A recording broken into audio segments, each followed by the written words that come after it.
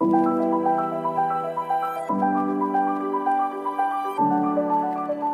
of us reach a point in time where we are depleted and need to somehow find a way to reignite the fire within. But how do we spark that flame? Welcome to Reignite Resilience, where we will venture into the heart of the human spirit. We'll discuss the art of reigniting our passion and strategies to stoke our enthusiasm. And now, here are your hosts, Natalie Davis and Pamela Cass.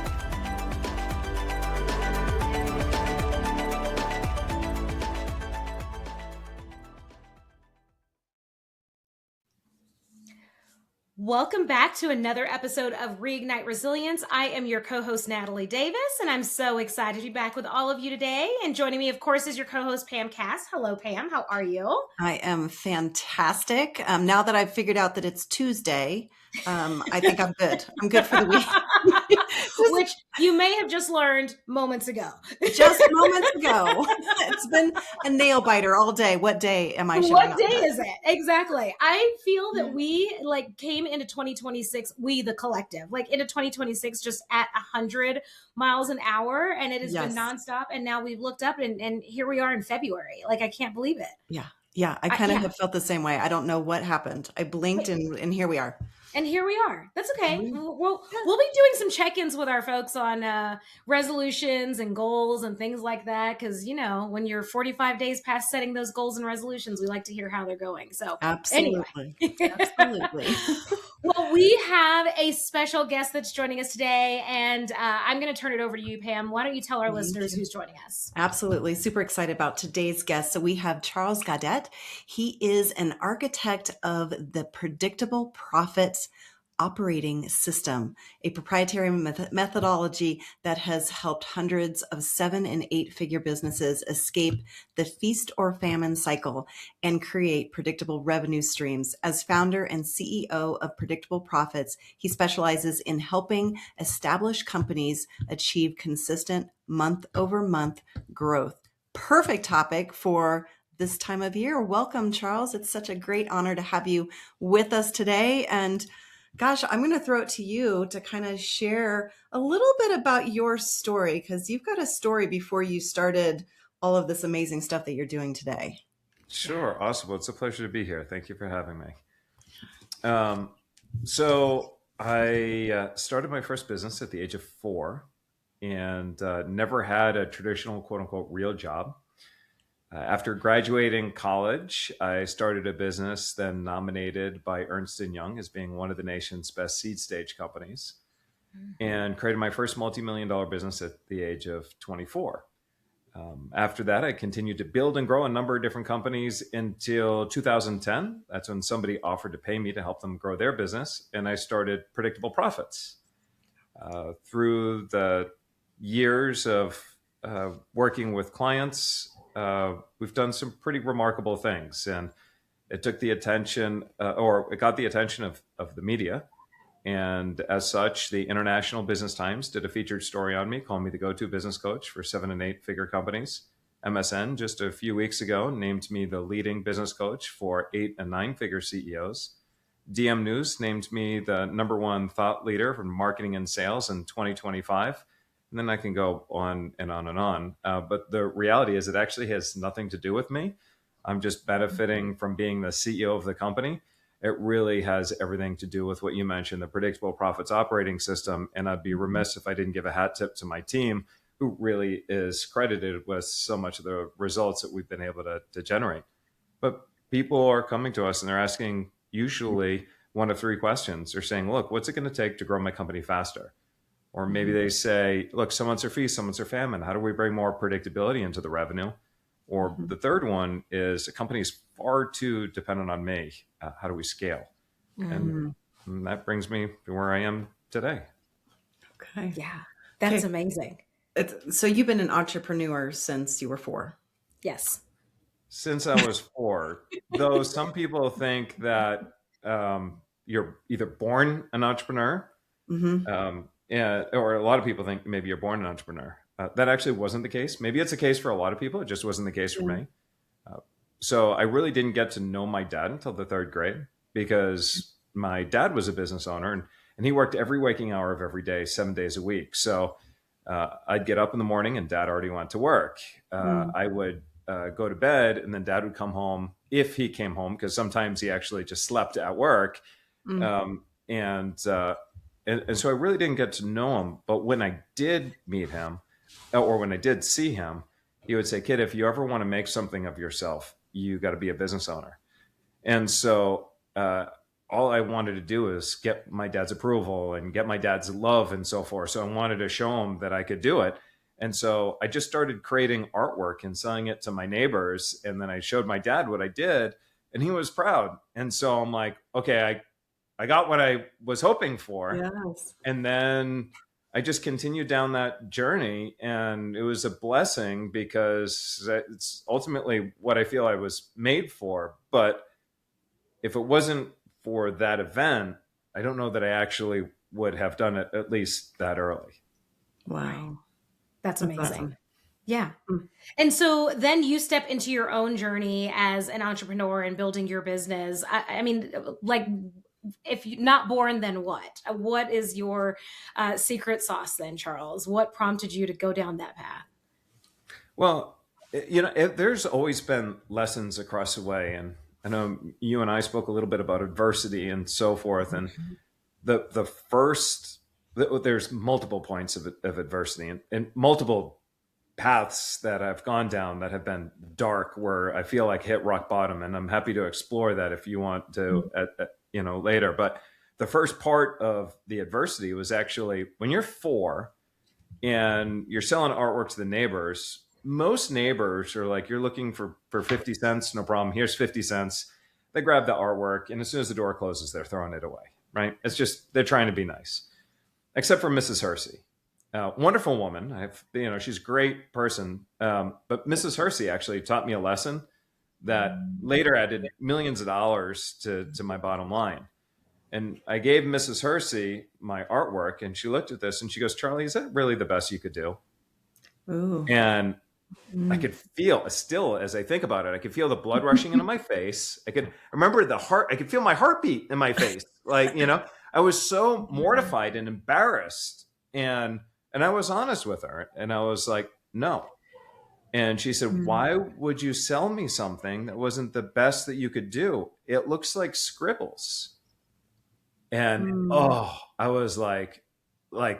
That hurt, but she was right, which is why it hurt. Usually it doesn't hurt if it's not right, but because I knew it was right, it hurt. Yes. And she said, "I will give you 3 cents, 2 or 3 cents, something like that, for that, because that's all I think it's worth." And so I took the money. She was the last sale I made that day because I couldn't sell anybody else scribbles. And I learned from that moment, I never wanted to feel like that again. So I would never, from that point on, sell anybody scribbles. And so after that, I always made sure that what I did would deliver value in some way so that nobody could ever ask me, "Is that really the best you could do?" And so it was a really important lesson early on that felt hard and tough. But little did she know it was one of the most valuable lessons she could have given me. Wow. Awesome. Shout out to Mrs. Hersey. That's great. Yeah. Great. I don't know if she ever, I don't know if she's ever known that, but it's a great thing. But a powerful lesson that you carried with you throughout life, right? When you're looking at it, if you can deliver better quality, better, higher level of service, what have you, you know that there's something else you're going to strive to deliver that versus the scribbles. You're right. And, I think this is where there's opportunities that many people miss. And you're going to people get 2 different reactions when they're faced with that type of feedback. You're going to get some people that almost like push the blame, deflect the blame over to that person. The typical person, if you think about it, when getting that feedback, they'd be like, "What does she know? What a bitch, this and that." And they just, instead of taking a moment and say, "Why is that the best thing that could happen for me right now?" And I was very fortunate in that was the direction that I went, is, understanding like, why did this happen for me? Now, I didn't consciously connect it that way. I just reacted that way. Now with my team and whatnot, I'm constantly asking them when something happens, regardless of what happens, why is this the best thing that could happen for us right now? When 2020 happened and the world was shut down, with our clients, there's a reason why 87% of our clients had the best year they'd ever had. And it doesn't matter the industry, restaurant, travel, it doesn't matter. I'd asked them, why is this the best thing that could happen for you right now? Most of them looked at me like I had two heads and smoking the wacky tobacco, but it didn't matter because once they finally got to the answer, we could begin to formulate solutions. And science is there that shows that everything, all the way down to the smallest observable molecule, there's a positive and negative energy. It's always that way. And it doesn't even matter. Everything that exists, economies go up and down. Yesterday's rainforests or today's deserts, and you name it, like all the way across the board, there's always positive and negatives, and they always happen. And so when we look at a negative, we ask, could this be the best thing to happen for us? And then it opens your eyes to possibilities instead of the other way, which is you close the door and you just feed into more problems. Yeah. Which we see settle into being a victim. Yeah. Well, we see that so much with a lot of our guests that have had incredible adversity happen in their lives. And every single one of them has taken that and found some sort of purpose in it, which is moving forward, which is perfect. Most people, when you look at their success and you trail it back, they can oftentimes trail it back to a moment of despair or challenge, or several moments, not just one, of despair or challenge that force them either to make a decision or brought them on a journey that got them to meet somebody else or whatever happens, that if none of that happens, they never would have got to the place they're at right now.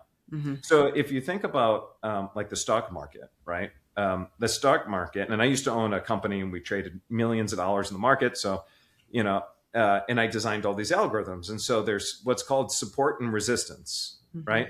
So support is when the stock starts to come down and it hits this level of support, meaning like, it's kind of holding you stable, but eventually you might fall below support and you don't really want to do that. And resistance means you start breaking a new high, but something kind of is stopping you. Like it's feeling very difficult. The way that I look at things now is when I feel like things are getting harder or I'm getting hit with different challenges in some wackadoodle way that at least keeps me sane, I start to celebrate and be thankful because I'm like, this is great. I'm getting closer to a new high. Yeah. This resistance exists because I'm getting closer to that next breakthrough. And so I love that. Mindset is a funny thing. Yeah. But without the right mindset, like you're gonna miss the opportunities that are in front of you right now. Well, and I think a lot of people will stop or quit when they start to feel that resistance instead of pushing through it and seeing that, oh my gosh, something's going to happen. There's this momentum that's been created. I got to keep moving.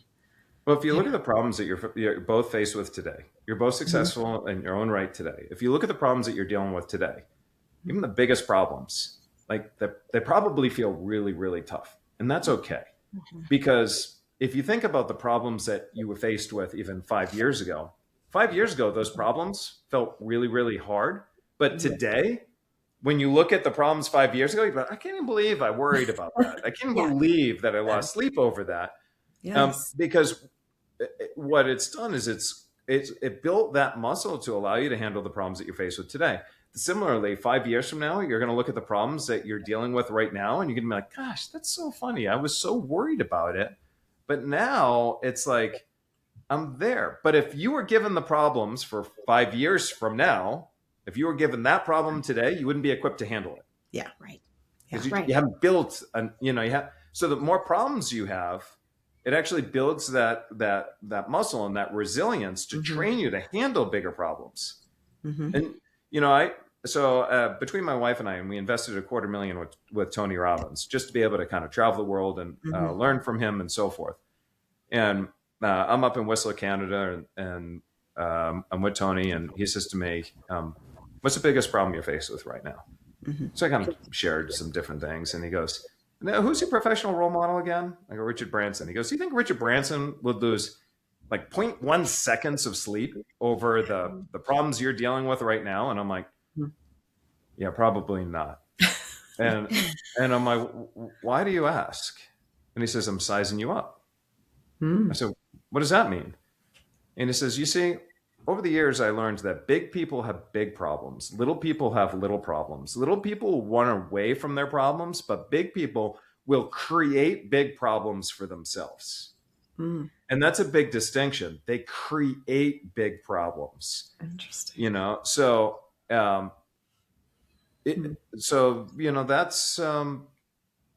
often, when we look at the different problems, like, are you creating a big problem?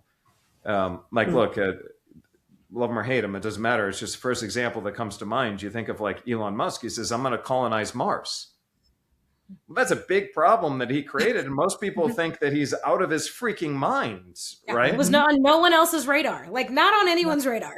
Nobody, but he created that big problem. And a lot of, if you look at those the most successful people in the world, they're constantly putting them out there and constantly creating big problems. Mother Teresa had a big problem. She's like, I want to, end hunger and do all this stuff. And she created that big problem. Dalai Lama, I want to bring peace to the world. He created big problems. Yeah.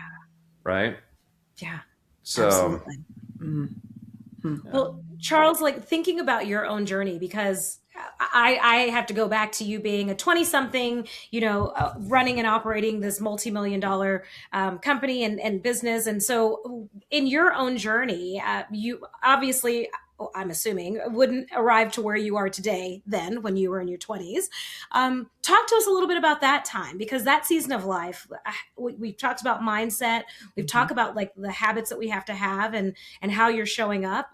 Where are you in your early 20s to find yourself in this space of success? Well, it even started before that, actually. When I was in grammar school, I believe it was grammar school when this happened, my mom got me tested for learning disabilities. Now, she got me tested for learning disabilities because she was like, with all this fear of the draft and everything else, she's like, if he has learning disabilities, then maybe he won't get drafted. And, she didn't really know what was going on, but this is kind of like, so, because back then when I was a kid, they were talking about Russia and the Cold War and everything else. And, mom was afraid. Well, she gets me tested, and I happened to I don't know what was going through the doctor's mind. Honestly, this is complete just idiocy from the doctor's standpoint. But I'm standing on the other side of the room. My mother's sitting on the couch, and the doctor's talking to her, and she says, your son has one of the worst cases of learning disabilities that I've ever seen. And she said, and furthermore, I'm not even sure how we can function in a regular school. Now, when you're a kid and you hear that instantly just, the stories that are in your head just run rampant. And so I get in the car on the way home, and I'm totally quiet. Man, I don't say anything. And in my mind, I'm thinking, great, doctor just told me I'm dumb. Doctor told me I'm stupid. And I was really upset by that. I knew in school that I couldn't do things the way that other kids did. I could never really learn in a traditional classroom. I always felt like I was a little bit slower than everybody else when it came to like learning different things. And so I knew things were different. That was more confirming. And now I'm assuming, I'm dumb. I'm not even supposed to be in a traditional school. Yeah. And then my mom said something to me, and I will never ask her if this is the truth, ever, because I don't want to know the truth, because it's the story that I've continued to rely on the whole way. But she said, hey, you seem a little upset. I don't think you heard everything the doctor said. I said, well, what are you talking about? She said, you notice how you actually do well in school? And I'm like, yeah. I mean, I did do well in school. Mm-hmm. I'm like, yeah. She goes, the doctor said you had one of the highest IQs that she's ever seen. You're extremely gifted and talented, which is why you've been able to teach yourself how to go through school. Mm-hmm. And she said, so your brain just works differently, but you've got a gift. And my energy changed immediately. Mm-hmm. And I was like, wow. And, so that's a story that I've carried myself with, right? And so when I think about the different things that go on and, how hard certain things are, like even to this day, I'm 48 years old and every day I'm managing my own learning disabilities. Mm-hmm. But in the back of my mind, I'm going, my brain works different than everybody else. And it's been a gift, which is why I'm as successful as I am today because of that. And I've got almost every form of dyslexia except for seeing things backwards. I didn't know there were multiple forms, but apparently there are, aside from seeing things backwards. And I mean, very literally, like I've left my luggage behind at the airport 6 times because the moment my brain just starts thinking about something, everything else, shuts off. Yeah. Which is good. Yeah, but you want your luggage. But then that's not my luggage. I'm the only guy that you probably know that is actually, when I get home and I realize I have all my luggage, I'm like, I'm expecting a big round standing ovation when I walk in the door and I'm like, honey, look at, I still got the bags, but they all think I'm nuts. Oh, but yeah, so, that happened. Charles, that does answer something for me because I've always wondered who are the people that forget their luggage on the conveyor belt. I'm like, how do you go home without remembering to get your luggage? Charles. And now that is solved for me. So thank you for giving me. I've left it at TSA. I've literally put it right on the TSA belt and I walked through security and just kept going. And, I boarded the plane and then I'm like, oh, shoot. Wait, where's the bag? What happened? Charles, we had a guest once that literally had his entire face on the side of his suitcase. Maybe if you had that, people would be like, hey, I think you forgot your bag. Yes. My wife put an air tag in my bag now so that when I do lose it, I actually can locate where I lost it at. Exactly. Oh my gosh, that is hilarious. So it's amazing me the power of just those words completely shifted your trajectory. Really? Yeah. If she hadn't said that to you, you would have run that story through your head that you were dumb and that you couldn't even get through school. And yet here you were, you had gotten through school. You had taught yourself how to do it. Yeah. And I turned that story into, why is this the best thing for me? Yep. Right? And now when I look at it, the reason why people pay me to do the things that I do is because my brain doesn't work the same way everybody else's does. So I see opportunities that other people can't see because it's just, it works differently. So it's become my superpower. Mm-hmm. Now, that every superhero has a kryptonite. So, I do have my kryptonite that comes with it, but I've managed to work with it. Yeah. And you've built a team that supports it. Which is exactly right. Yeah. Yeah. Right? Yeah. Incredible. It's amazing. Yeah. Now, you asked about my 20-year-old self. Yes. Yes. So my dad told me the secret to success was hard work. And then he would also say, the early bird gets a worm. So I take things very literally sometimes.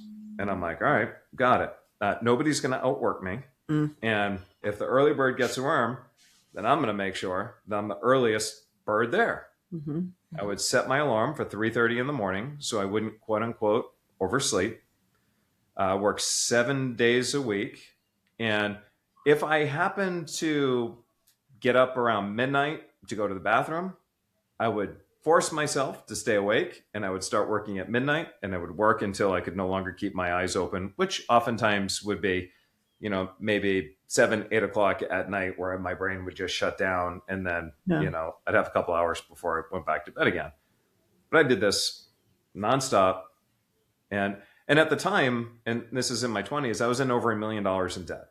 So, and way back when, that's the equivalent of several $1,000,000, right? And I'm paying double-digit interest rates on this money. And so, I'm like, I don't know how I'm going to ever be able to pay this back, but I'll find a way. And hard work, I thought, was my answer. Then I'm driving home one day from work, and I see my house over across the hood of my vehicle on the left-hand side of the road. And I see the house, and in that moment, I realized I'm not going home today. I felt this shooting pain from the base of my spine all the way up into my brain. I didn't understand what was going on, but wasn't long before I was on my back in the emergency room, and the doctor says my organs are shutting down, and I'm dying. And I'm like, but what? What's happening?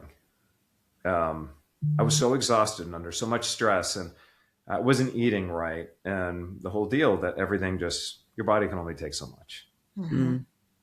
And fortunately, obviously, I survived.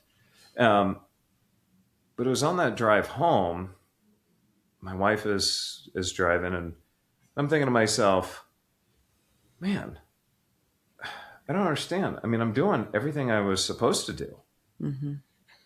And at the same time, I feel like everybody around me is making more money.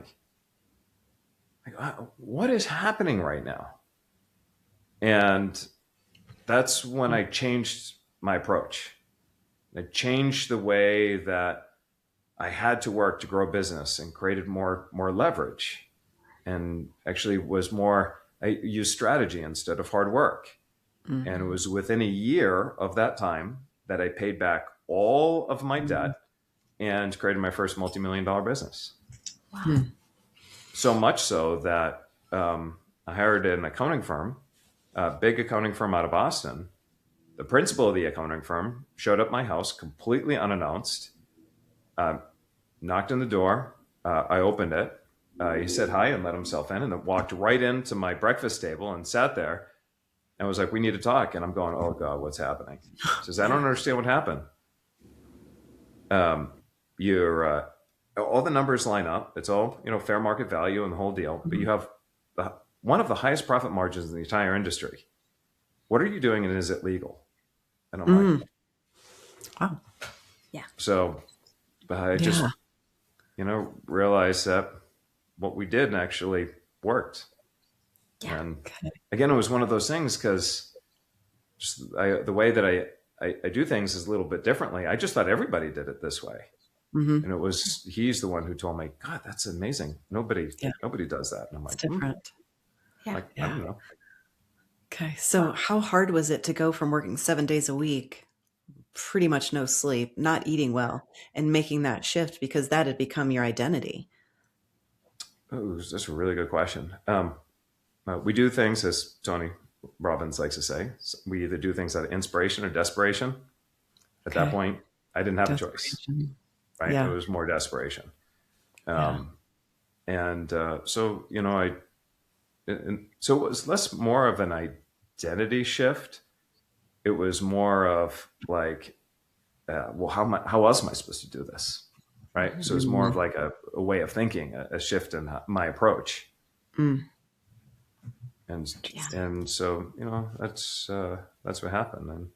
And it's what brought me to, again, it's like every hard moment, I can go back and say, well, if that didn't happen, then this wouldn't have happened. Right. Yeah. And we talked earlier about, I said, hitting rock bottom. And, when people tell me, oh, I'm hit rock bottom, I know if they've hit rock bottom, and if they haven't, from only one thing in my view determines if you're at rock bottom or not. Okay. When you no longer want to be on this earth, you're at rock bottom. Yeah. If you're not at that point, you're not rock bottom. Yeah.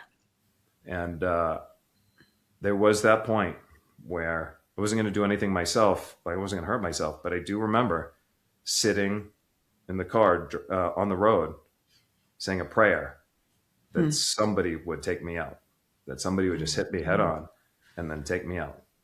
But that was almost like the last day of hitting rock bottom is that moment.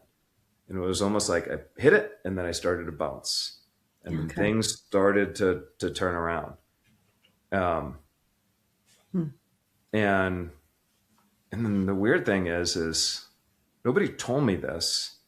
It just started happening. And I would randomly catch myself saying thank you to who or what, I don't know, but saying thank you for the position that I was in. Yeah.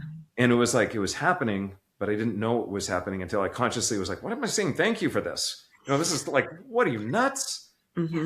But then things started to line up. And now I'm more conscious about it. Now, when I get in those periods of difficulty, I'll say thank you. And I don't know what I'm thanking or, you know, who I'm thanking, or I don't know what I'm being thankful for. But all I've learned is through a lot of adversity throughout my life that it's going to serve as a higher purpose. And so then I just am grateful. And gratitude has become my superpower, one of my superpowers. Yeah, absolutely. That's something that comes up quite a bit with a lot of our guests, and just even discussion on the podcast is being able to find gratitude in all things. And I think it's more challenging to do so when you're approaching rock bottom or have hit rock bottom, still being able to recognize that you have so much to be grateful for, and then figuring out what's, you know, for me, what's the blessing in all of this? Why is this taking place? And how can it be of value and help me improve? Yeah. That's huge. You know, we talked about the learning disabilities and whatnot. You know, even something as simple as, like, you probably see me every once in a while taking little swigs of this stuff here, Founders Fuel. Okay. Yeah. So tell us about it. I met, the one of the guys that I hired, his name is Reagan Archibald, out of Utah. He got his grad degree in herbal medicine. He's a functional medicine expert and whatnot. And I hired him and I said, look, I need you to make me superhuman. I want to manage my brain. And, you know, I get paid for my ability to think. And it's, you know, something that, and so Reagan, we tried a whole bunch of different supplements and everything. I felt like nothing was good enough. Like, what could we do? And then Reagan formulated this stuff called Founders Fuel. Oh, cool. And Founders Fuel by itself, it's the most powerful focus supplement I've ever used in my life. The founder of Planet Fitness even said it's the best thing that he's ever tried. But it's like, I wouldn't have had this, which now, you know, this is just an accidental company that we created. Because once he gave it to me and I gave it to a few friends, they're like, this is crazy. Like, you know, but this would never have come if it wasn't for the learning disabilities, right? Predictable profits would have never have happened if it wasn't for somebody saying, you know, hey, can you help me, you know, grow my company? Right. Like, so much of what we've done. And so I own a portfolio of commercial properties. I never would have done that if my father hadn't passed and I was forced to acquire these properties because my mother couldn't, nobody was buying them. She couldn't sell it and she couldn't manage them. And then it just got to a point where somebody had to step in and so I bought them. So everything came after a period of challenge and adversity. It's all the ripple effects of our lives that we can focus on the negative stuff. But if we look at the web of the beautiful things that come out of all of those negative things, it's incredible. You know, the hardest, I hope I can get through this without crying, but the hardest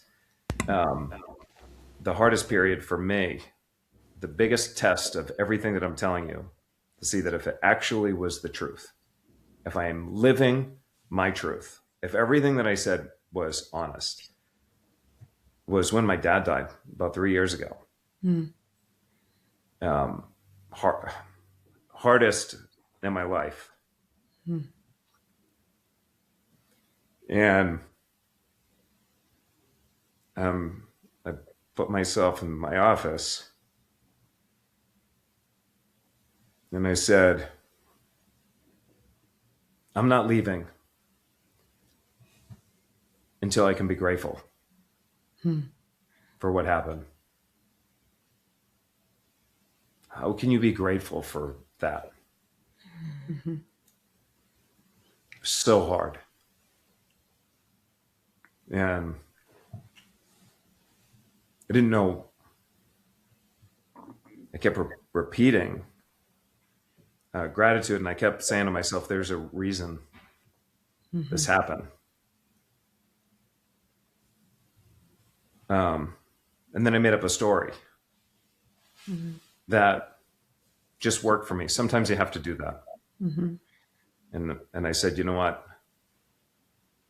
Maybe he passed for us, me and my siblings and my mom. Maybe through that, something greater will happen. A door will open because of what happened. It's in my office for a long time, as you can imagine. Yeah. But then, as time passed, I was on the phone with my siblings, and my siblings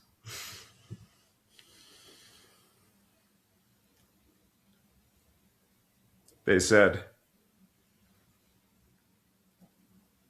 I feel like he did this for us. And I was like, damn, there's the answer. Yeah. You know, again, it's like, I don't know any of this to be true, but it's my truth. And, you know, sometimes you just have to go with what is your truth. If the results work and it helps you get further, and it only adds value, and, you know, and there's only good things that come of it. Okay, cool. So yeah, people are going to tell me that I'm smoking the wacky tobacco and that it's, you know, it's that I'm crazy, but it works for me. So I don't care. You know? Gratitude works for everyone when they're going through adversity, and you allowed yourself the space to feel what you were feeling until you came to the gratitude from it. It was tough. Yeah. I was just going to say that it's a tough one. Yeah. Yeah.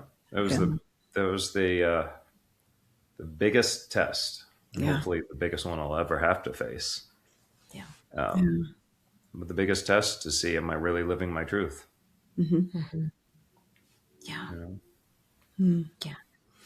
Well, I think that's where you get to use that as the testament, because that only comes through when you are going through these adversities, right? Like we're able to see it. I know it was challenging as you were going through it, but we're able to see it on the other side of, it's not just from practical practice, like it's actual application that you have in your life, and it's what you're following so that you can be the example for other people. That's huge in itself. And, you know, kudos to you for being able to come full circle and find the things to be grateful for in it. Yeah. Every once in a while, a squirrel gets a nut, right?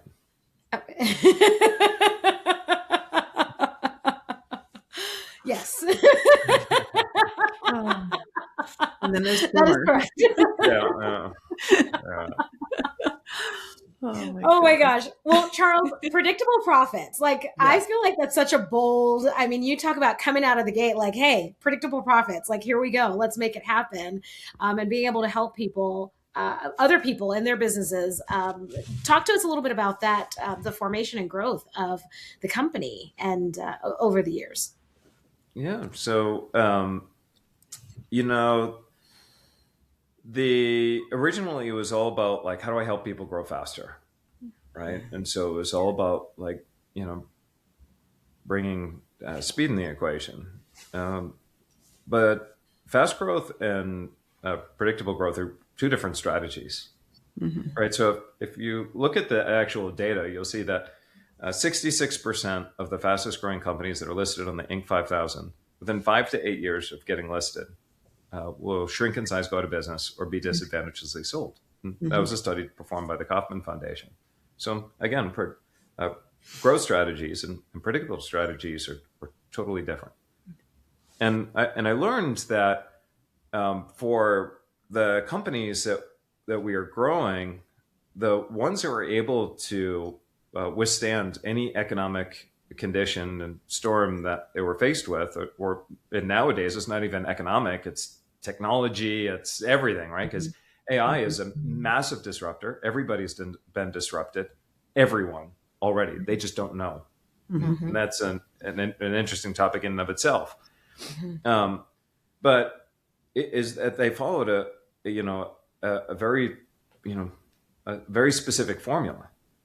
And that's where the predictable profits operating system came into play, because we started looking at, well, how are some of these, what do we do? Like, what is the consistency? What is the consistent pattern among the most successful clients that we've grown and the ones that continue to stay on the growth path? And so we started, documented this framework and putting people through this. But at the very base of everything, at the very start of everything, is what we call setup. People think I do marketing, right? But you can't do marketing. Nobody does marketing. It's impossible to do marketing. It's like me saying I can be doctor. And I had this conversation with the CEO of a $500 million company, and I'm like, yeah, you can't do marketing. And he was like, what? And I go, it's a function. It's a function of how you create, capture, and nurture demand. So let me ask you, how effectively are you at creating demand? And he's like, I don't know. I go, what about capturing that demand? Oh yeah, X amount of thousands of leads per day. Got it. What about nurturing that demand? How effective are you at that? He's like, I don't know. So 2/3 of your entire marketing function are operating in the dark. So let's shine some light on that. And then when you have that setup and the setup is strong, you're creating buyer-ready leads into sales, right? So for most of these organizations, the biggest challenge that they're faced with is that the bedrock of the company, that setup, is not strong enough. And where today's buyer are researchers. So they went from, in 2019, looking at 17 different sources of information before making a buying decision, to in 2021, that went up to 27. Last year, it's estimated around 36. Wow. Grabbing their attention and showing them what makes you uniquely different than your competitors. If you're not, if you're not clearly articulating your credibility and how your magic sauce for how you're able to deliver results that the other people can't do, and so forth. If you're not doing any of that, then you're gonna get passed up, and and somebody else. So that's sort of like and we can go much deeper into that, but that's sort of like at the very basis is understanding that there are two different strategies. Predictable, and then those fast growth. And so that's what we've been focusing in on, and we've helped both 6, 7, and 8-figure companies just get on that path and continue. And it's been fun. And people ask me all the time, like, what keeps me up at night, right? And I'm like, the part that actually keeps me up at night is the same thing that I love. It's there's no differentiation. And they're like, I don't get it. What is it?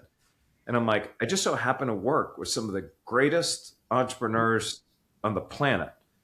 And things are moving so fast that I feel I need to be able to have those answers to make sure that when they're engaging with us, that the time that they're investing with us is the best use of their time all day, all week, all year. But the only way that I can do that is be able to continue to provide an edge. But things are moving so fast. Yes. Yeah. Sometimes what's happening in the morning has been changed by evening. Right? So that part right there is the most exciting, but also what keeps me up at night. Yeah. That's right.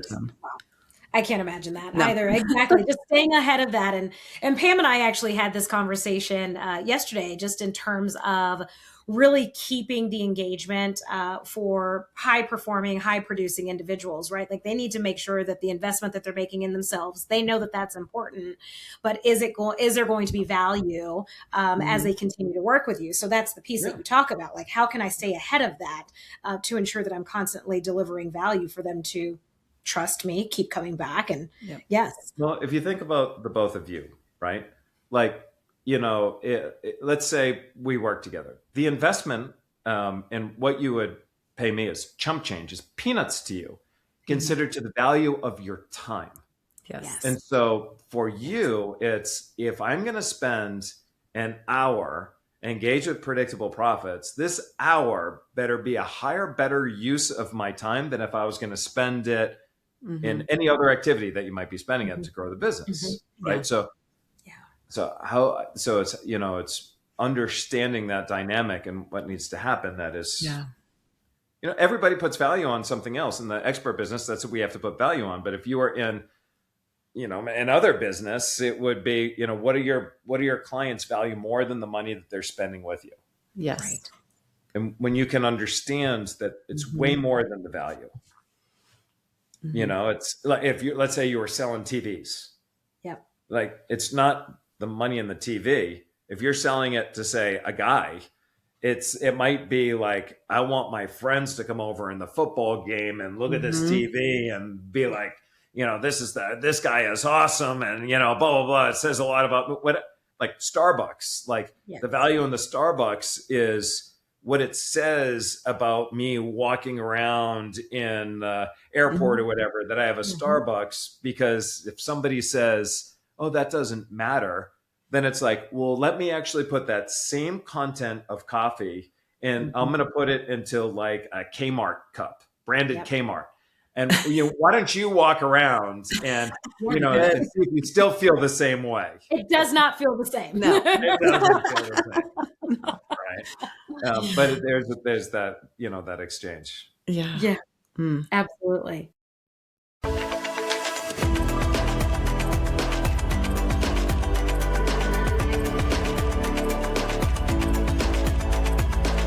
Thank you for joining us today on the Reignite Resilience podcast. We hope you had some aha moments and learned a few new real-life ideas to fuel the flames of passion. Please subscribe on your favorite streaming platform, like or download your favorite episodes, and of course, share with your friends and family. We look forward to seeing you again next time on Reignite Resilience.